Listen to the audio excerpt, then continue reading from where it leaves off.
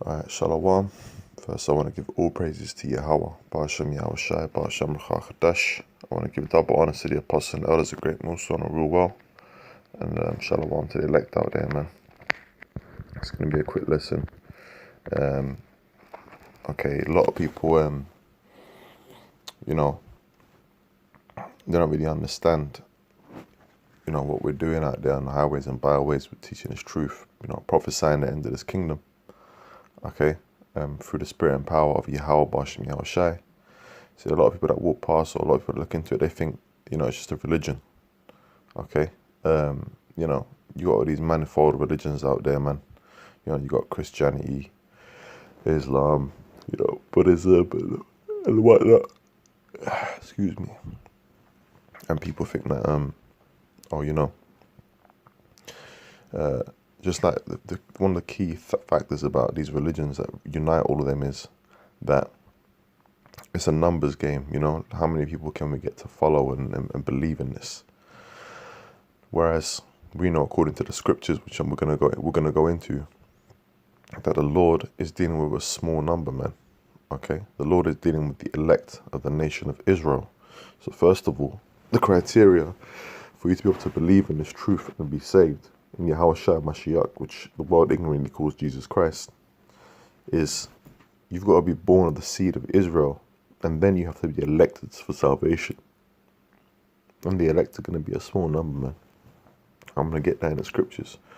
I'm going to use this example, okay, of how the Lord deals with. The Lord doesn't deal with the many, man. The Lord deals with the few, man. The Lord deals with I'm just going to read the scriptures and it will make sense. This is Judges chapter 7, verse 1. Then Jerubbaal, who is Gideon, and all the people that were with him rose up early and pitched beside the well of Haran, so that the hosts of the Midianites were on the north side of them by the hill of Moreh in the valley. So basically Israel at this time, okay, in the time of Judges, were at war, man. Okay. And they're being led by Gideon. And it says, and the Lord said unto Gideon, the people that are with thee are too many for me to give the Midianites into their hands, lest Israel vaunt themselves against me, saying, mine own hand have saved me. So basically the Lord was saying, look, your army is too big right now, it's too strong, especially back them days, man. Israel, we're strong people, man. We're prince to the power, So we had great warriors, man. So the Lord said, look, if I give them into your hands now, because the Lord is the decider of the victor, man, okay? If the Lord gave them into our hands now, you're going to get our people that are going to be like, well, they're going to be like, oh, we did it of our own strength, and not give all praises to Yahweh, Ba'ashem Yahushai. Okay? It says, now therefore go to proclaim in the ears of the people, saying, whosoever is fearful and afraid, let him return and depart early from Mount Gilead. And there return of the people 20 and 2,000, and there remain 10,000. See, that's actually in the law, man. Hey, if you're at war and you're afraid, man, you can't be fighting there, man, because hey, that spirit is gonna go through the camp and it's gonna affect everyone else, man. It says, and the Lord said unto Gideon, the people are yet too many. Excuse me. Bring them down unto the water, and I will try them for thee there. And it shall be, that of whom I say unto thee, this shall go with thee, the same shall go with thee. And whosoever I say unto thee, this shall not go with thee, the same shall not go. So he brought down the people unto the water, and the Lord said unto Gideon, every one that lappeth of the water with his tongue as a dog lappeth, him shalt thou set by himself. Likewise every one that boweth down upon his knees to drink. And the number of them that lapped, putting their hand to their mouth, were 300 men. But all the rest of the people bowed down upon their knees to drink water. The Lord was looking for, because you got to remember, these guys were marching for ages, man. Okay, they would have been thirsty. Okay, but the ones that actually, held themselves, with a bit of integrity and poise, and lapped the water, as a dog laps it, man. That showed that. That's the ones that the Lord was pretty much dealing with, man. It says, so the people took victuals in their hand, Okay, that's the point. So the Lord basically whittled it down from a massive army down to 300 people, man. Okay, and you know what? And if you keep reading the story, okay, in this account in Judges 7, what ends up happening is that they lose, man. Okay, they're given into our hand, man. And that's with the Lord whittling it down. So the Lord is the one that gives the victory, but the Lord deals with small numbers, man. Doesn't deal with a few. Now, when we're talking about salvation, okay, which is for the elected nation of Israel, this is what the Lord had to say, man. Okay, the Lord said, Matthew chapter 7, okay, verse 13. Now let's see if this fits the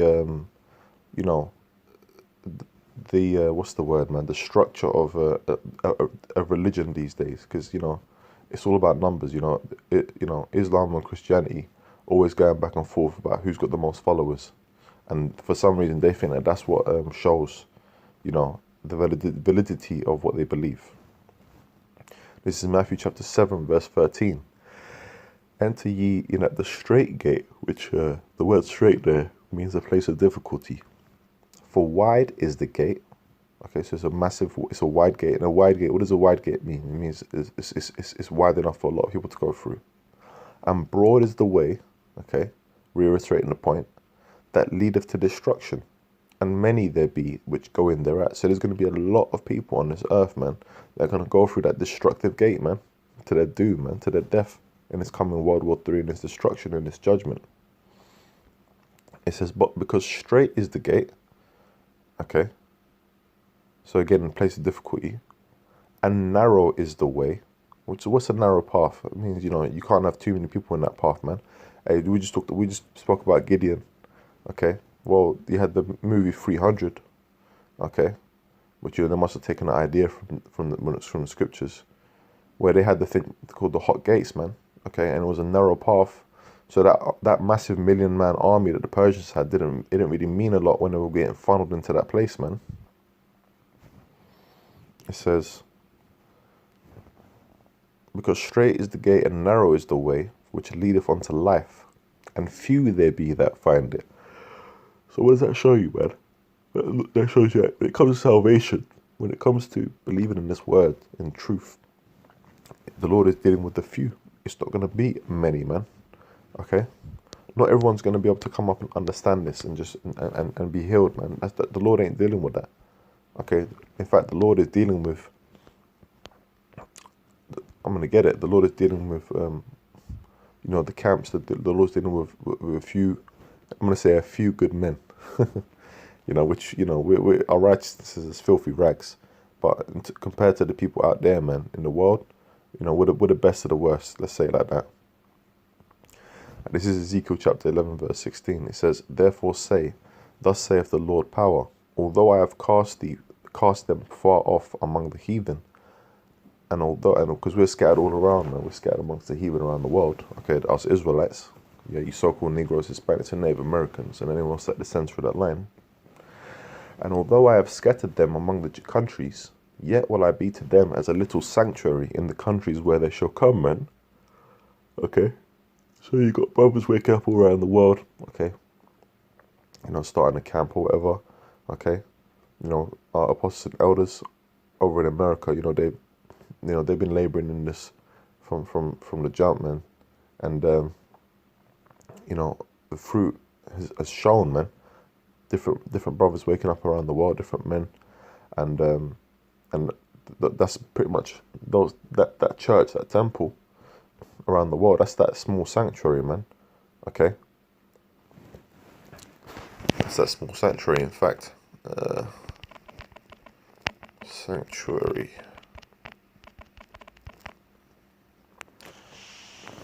Sanctuary this is the definition of sanctuary. It says refuge or safety from pursuit, persecution, or other danger. Okay, so it's a place of safety, man. You basically, the Lord said, when 2 or 3 are gathered in my name, there I am in the midst thereof. So pretty much you're gathering in the protection of the Lord, man, because we come in the name of Yahweh Shemi Shai. It says Proverbs 18:10. It says the name of the Lord is a strong tower, the righteous runneth into it and are safe, man. Okay. So that's basically our strong tower. We know that the Lord fights for us, man, and the Lord is dealing with the few, man, to show His glory, man. So when people, when the elect are getting beamed up, okay, and being changed, people are gonna be like, wow, those guys, they're never gonna expect it, man. Hey, the scriptures say, surely thou art a power that hides thyself, man.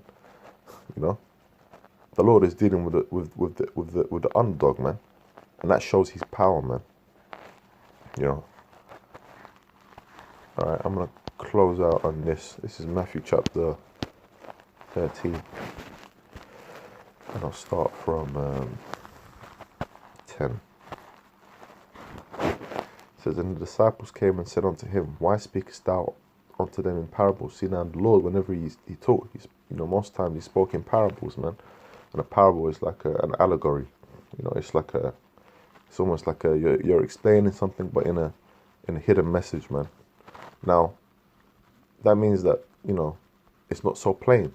Now, when something's explained in a hidden message, that means it's like a secret. Okay? So, who's meant to get that? Let's quickly get that. Amos chapter 3, verse 7.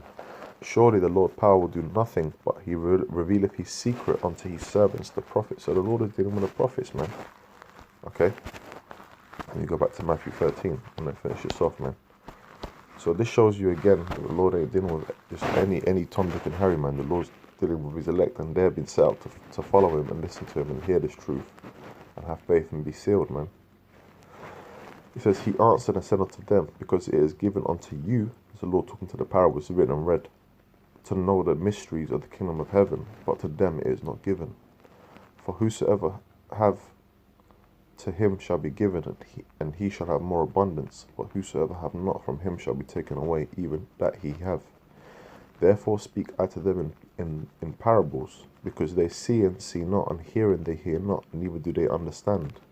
And this was a fulfillment which we're going to read, okay, in Isaiah, of our people's ears being heavy, man, and not being able to perceive this word, man.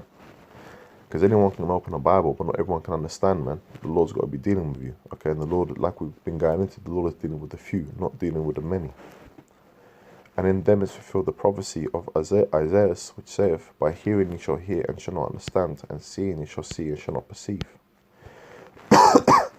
For this people's heart is waxed gross, and their ears are dull of hearing, and their eyes they have closed.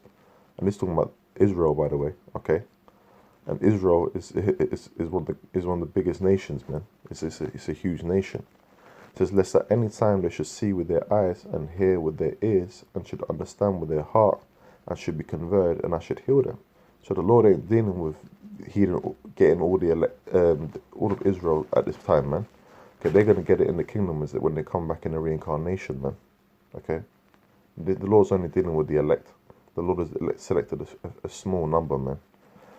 So that's the difference between, the truth and all these false religions out there, man. This ain't no, going out there and trying to recruit people. No, man. We're just teaching the word, okay, and the elect are going to hear it, and they're going to be sealed and saved, man.